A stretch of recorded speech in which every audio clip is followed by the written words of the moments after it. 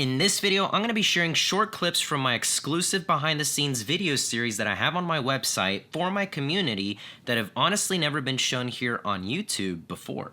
And trust me, this isn't just me trying to promote the community I started. I'm going to be showcasing segments of the videos that teach something of value, and just to show you what's in store from this video series since we just released episode 10. So let's dive into all things real estate, photo, video, editing, and much more, and show you a different side of me and my business that no one other than the members have really seen before. So let's get into it right now. So, quick settings breakdown. I am using f8 for my aperture. Practically all the wide shots I use at f8. That way everything's in focus. Everything from, as close as these chairs all the way down there, especially at super wide angles, it's gonna be all in focus. Basically going from where this edge of the wall starts to come in all the way to that doorway. That way it literally shows everything. And then it's just a matter of composition as far as like height wise. I think where it is right now is pretty good. Yep, make sure we're shooting straight at it. Awesome. And then again, just adjusting my shutter speed. Take the photo. Good to go. So again, we're at 1/10, which is a little overexposed. So let's bring it down. And I'm using spot metering, so wherever I press it, it's gonna give me like what the scene is. So I'm gonna edit these specifically using that's also my first real estate preset pack that I still use all the time, but I'm gonna use the members pack. So that way you can kind of see the free pack that you get for joining as a member, how I would use it. So first I'm gonna start with the interior preset. The interior one is probably just like the best starting point. Also, this is another new feature from Lightroom that I think is really awesome. You can adjust the intensity of a preset, which, wow, if I maximize it, that looks pretty good. But I'm gonna keep it at 100. And this AR toolkit, the toolkit is honestly what I really like the most, because just with a couple steps, we can get the photo looking to where we need to. So now that I applied the preset, you can see that our highlights are dropping, our shadows are going up, keeping the whites at a good level, blacks down so it's not super faded. Basically just lifting the black and the white points, or fading them a little bit just so it's not piercing white and like really dark blacks. So I'm gonna start over here first because this tree would be really good to reveal from and not trip.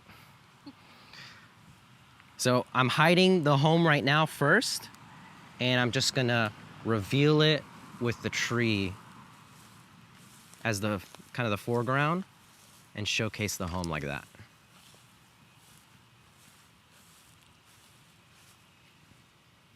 And that's it, that's one take.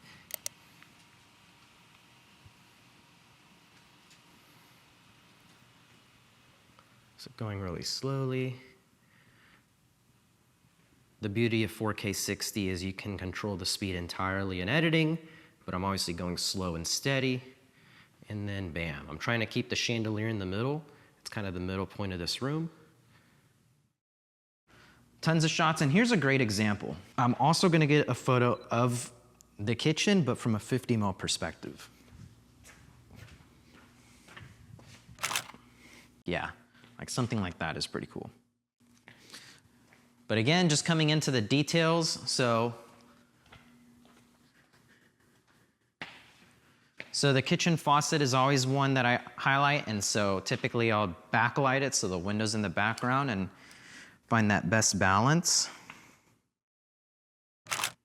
So same thing for the oven, it's another popular one. You're basically looking to like what's been upgraded in the home, what's really worth showcasing.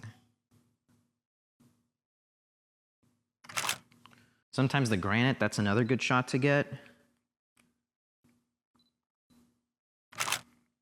And also don't just make all your shots like at wide open, like 1.4, and get like this little, try and just dial in your own settings. Like I'd rather have the sky blown out a bit, but have proper exposure for the house. And then I try and go as slow as I can. Obviously if I'm not going slow enough, that's where I could use slow it down by 80% in editing. That's a cool shot.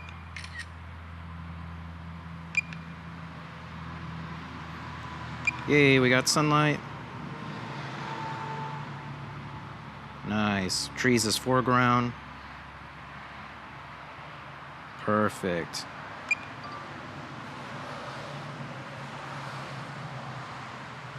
Stay, sun. There we go. Probably the most common shot that I do all the time is just panning. So if you're enjoying the video so far, you should think about joining the community so you can check out the full-length versions of these videos. I'll give you a quick rundown of it. It's $5 per month. You get access to the exclusive behind-the-scenes video series, of course, but that's not all. You also get access to a digital welcome pack that is really cool because it's packed with some of my most used digital assets, like some photo editing presets, some video LUTs, some audio presets, and some sky replacements.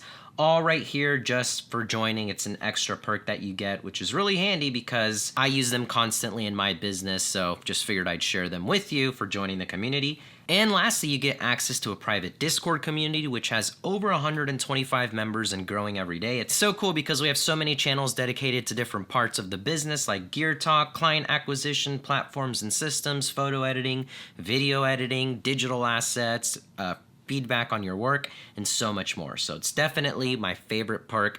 I'm on there every single day answering messages and checking out work from other people and even asking messages myself. So it's become a really tight-knit community. I'm super excited on it, and I'm sure you'll get some value out of it as well. So like I mentioned, if you're interested in joining, head to the link in the description. Now back to the rest of the videos. So to get higher, this is the win for a flip screen. I'm gonna go like this. And line it up. Man, the sun is in the worst spot. Yeah, that looks really good. I zoom in sometimes when I do shots like that to make sure I didn't get any motion blur or jitters. Yeah, it looks good. I know I don't have to do all of these shots, but just getting extras to be covered.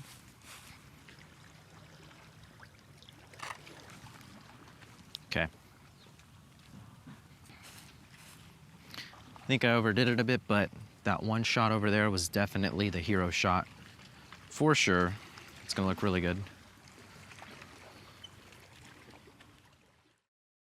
So now I'm just hitting it from straight on shot. So kind of like I do real estate photography, just corner shots and head on shots. And here it is, just walking up to it.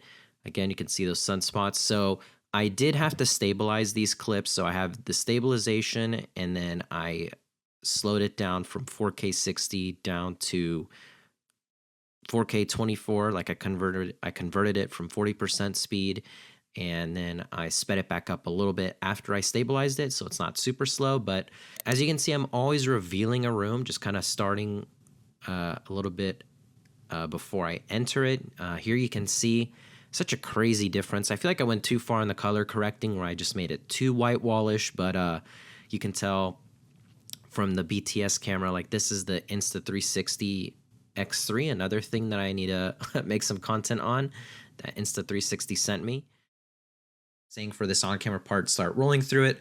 That way while I'm setting up my gear, I'm just giving feedback like maybe say this or cut that or shorten this, just so that way they're once they are in front of the camera and they're doing their takes, they're already more familiar with it, not just like, oh man, I don't know what I'm gonna say now. So the formula works. So here's the settings that I'm using. As you can see right now, I'm gonna be filming in 4K 24. So 24 frames per second, doesn't matter if it's 1080 or 4K. So 24 frames per second, 5600 Kelvin for the white balance, that's daylight, and then f2.8 because I do wanna have whatever small depth and separation I can between him and the property to add a little bit more of a production value to it, not having like everything in focus like you would for a real estate shot. ISO 800 because that is the base ISO for the Canon R5C for C-Log 3. And then I have an autofocus mode that is really cool, but it's only for the cinema line, which is face only mode. Basically, it's only going to track a face, but if it loses focus, it's not going to move from there. Put the couch, put the key light, and then had the window in the background. Before turning on the light, I exposed for my highlights for the window. Then I turn on the light to see what I need. And as you'll see, I kind of go back and forth between just using me as the subject, adjusting my lighting, the composition before I have the client sit down, because it makes it more awkward and intimidating for them if you're just sitting there, okay, I know we're about to get started, but I just need to get all my settings right. It just kind of builds up a lot of anticipation and maybe will make them more nervous. So I'd rather have the set almost 100% ready, lighting and everything correct, than have them sit down and tweak it a little bit based on them. And then also another thing you can do while you're still tweaking your settings with the client in the hot seat is just have them run through a couple of their points. So for these short form videos, they're all quick 60-second max educational vertical content. So I kind of have them run through their points. I don't offer scripting or anything like that in these packages. If they want that, it's an additional add-on where we can meet once a month to kind of go over that stuff. But for most of my clients, they just have been doing it fine themselves. Lighting just the whole area of the home like that, and kind of hover over the mask to make sure that I kind of got everywhere I wanted. Yeah. And then I'm going to kind of like mess with some of these settings, kind of bringing up the exposure or the highlights just to make it pop a little more. And yeah, that looks really good. So if I go back to the mask right here, I can turn it off and turn it on. Just makes it pop a little more in my opinion. So I think that's a lot better. One thing I like to do is to make the TVs look more deep black. You can usually do this with a circular polarizer filter. I feel like maybe I didn't adjust it for this one, but here's a really cool thing. So now you can just, again, hopefully it works, not like the other one where I thought it would and it didn't. Gonna select it. Hopefully it just selects the TV. Cool. And it's so cool. Like it picked up the cable, all the edges perfectly. Before, when we had AI stuff, you had to use your brush and you would always spill over and it was such a pain, and that was so fast. So what I'm gonna do is drop the shadows.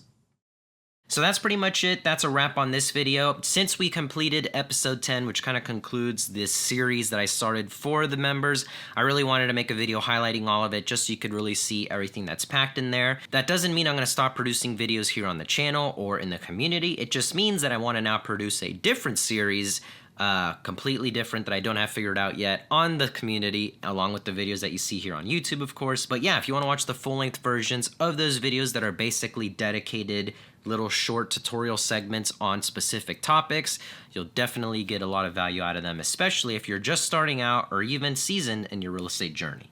So that's it for this video. Leave a like if you enjoyed, comment down your thoughts, subscribe if you haven't already. I would love for you guys to be part of the channel and the community, so I'll see you guys in the next video. See ya.